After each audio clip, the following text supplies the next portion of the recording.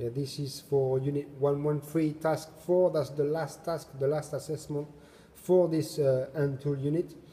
This is about using joinery chisel, and possibly the hardest of all the tasks for this unit. Although it's not that difficult. The main thing is not to get lost into the measurements. Now first I'm going to show you the tooling that you need to have prepared for you. So as you can see, you've got a tenon saw, a marking gauge, a bevel edge chisel, a mortise chisel, you combination square or normal tri-square if you want. You will need a mitre square, a ruler in millimeters, thank you, we don't want inches no more, a 2H pencil and a mallet. So, most importantly on this task is about making sure that your marking is correct. So the piece of wood I will give you will be to the measurement required for the task. However, before you start to do any cutting, it is really important that you do all of your marking out here, because you could get quite confused quite easily. As you can see, there is a 40 mil mark here, then 20 mil, then the mortise starts 40 mil away from that line, but that chamfer starts 50 mil away from that line. As you can see, it's different. Yeah, the mortise is 60 mil, the chamfer is 150 mil, and then finally you can see here it's exactly the same as that line here. However, there is also what you've got to be careful here is in the width. The mortise, it's centered. As you can see, the mortise is 12 mil and it's equal on both sides, from here to here. So that mortise is equal from there, centered here, equal.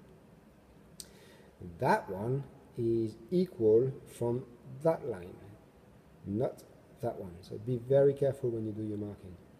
So as you can see, you've got equal here and equal here, and then 30 mil. So when you do your marking out with your pencil and your marking gauge, your square, do make sure about this, that it's absolutely perfect before you do any cutting.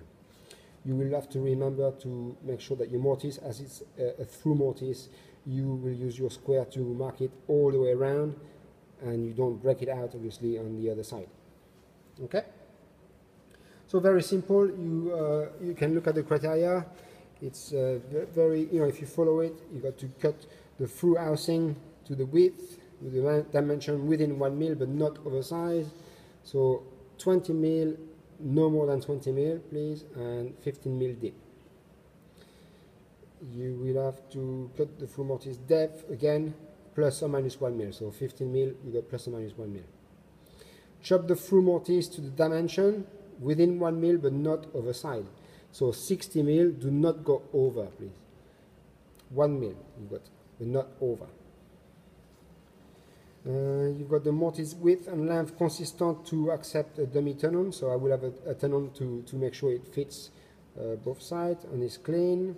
The mortise must be chopped without bruising, so make sure it's nice and clean corners. Remember, when we do mortise, we start there and a bit in, leaving these lines for last, so it's nice and clean. Chop the mortise. Mortise chopped without bruising, mortise chopped with no breakout.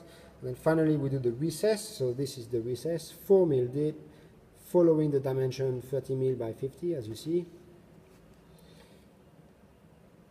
And again, not oversized, as you can see.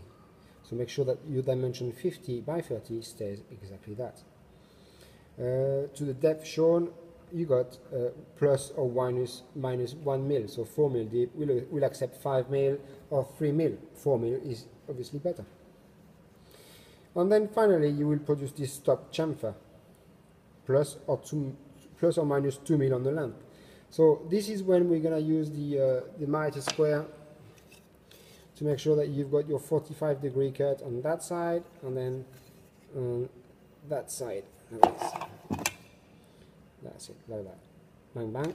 And then 45-degree cut, 45-degree cut, and use your chisel to follow your line that you will have marked with your marking gauge. As you can see, 10 mil either side. So your marking edge will be there, marking edge will be there, and with your chisel, nice and slowly, you can finish it.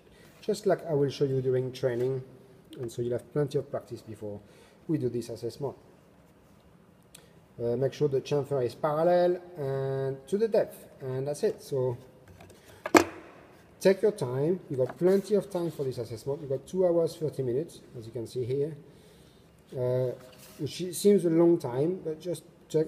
Do it nice, do it slow, quality before speed, and hopefully it will be all perfect. When you finish, come and see me and we'll assess it. Here we go.